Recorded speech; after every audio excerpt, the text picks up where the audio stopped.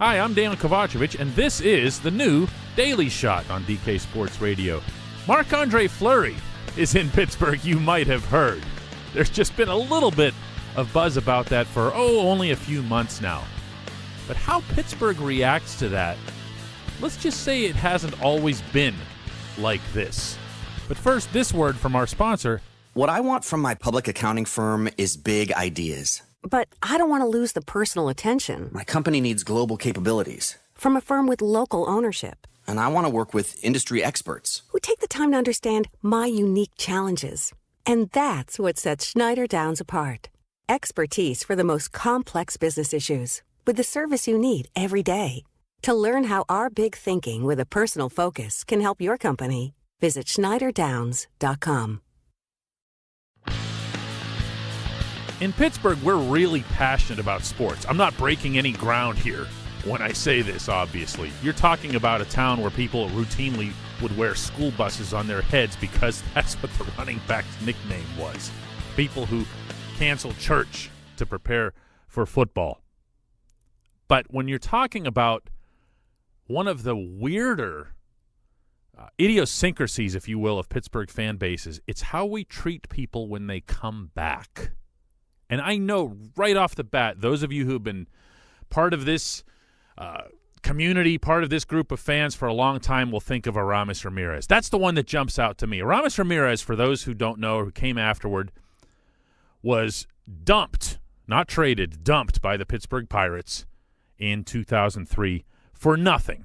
It was just a blatant salary sell-off in the name of trying to eliminate some debt that the team had, some debt-to-equity ratio issues with Major League Baseball. It was outrageously unpopular.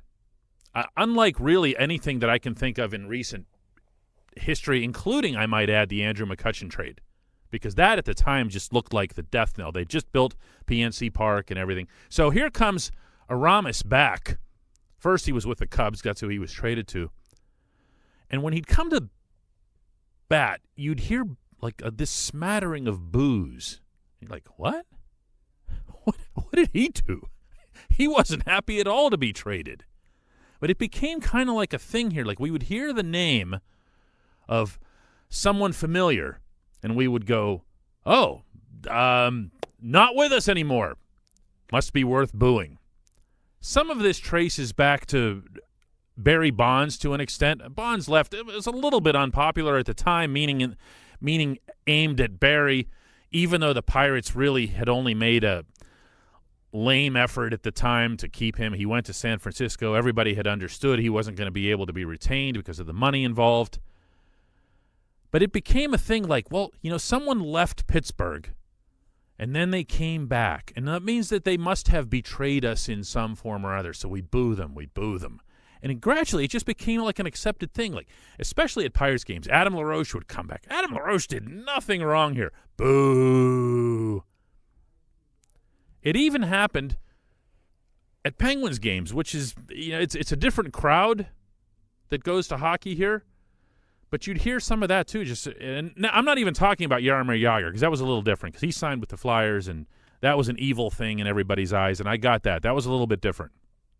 But you'd hear some of that, too. Just because you'd heard a familiar name, it was boo. Well, here comes Marc-Andre Fleury. Here he comes, and he comes after we have established in Pittsburgh, I think, something of a culture, but especially at hockey games, of welcoming people back. Some of them will leave as free agents. Some of them will leave as villainous free agents, the way Marian Hossa did when he said, I'm going to go sign with Chicago, and I'm going to win a Stanley Cup there. Better chance. Well, now you have a situation where more and more, this has happened over the past 2-3 years. It's not just in Pittsburgh. We see it at rinks and other stadiums around North America. So-and-so comes back, and they get welcomed back. I mean, some of it's really lame. I mean, guys, Mark Letestu. Mark Letestu just doesn't need a tribute video.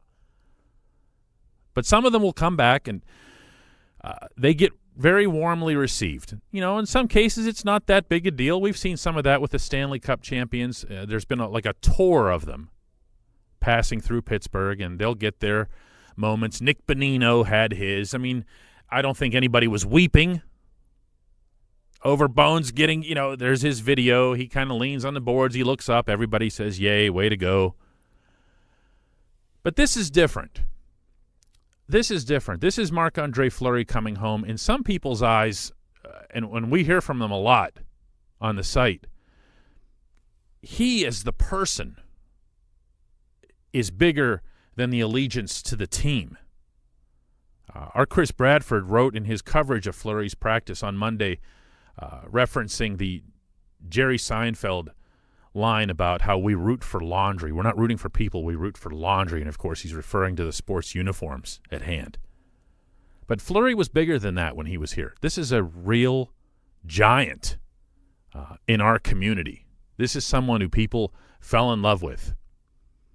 And the fact that he's coming back in different laundry, regardless of the circumstances, regardless of who would be upset about it, regardless of whatever irrational Aramis Ramirez thing we want to apply to it, whoever we might be mad at, he's going to get embraced. That place is going to come down whenever that tribute video plays, whenever the Penguins are introduced and Fleury is at the far end of the crease opposite Matt Murray. Yes, this played out in Nevada last month. This is different. This is in Pittsburgh. He's coming home.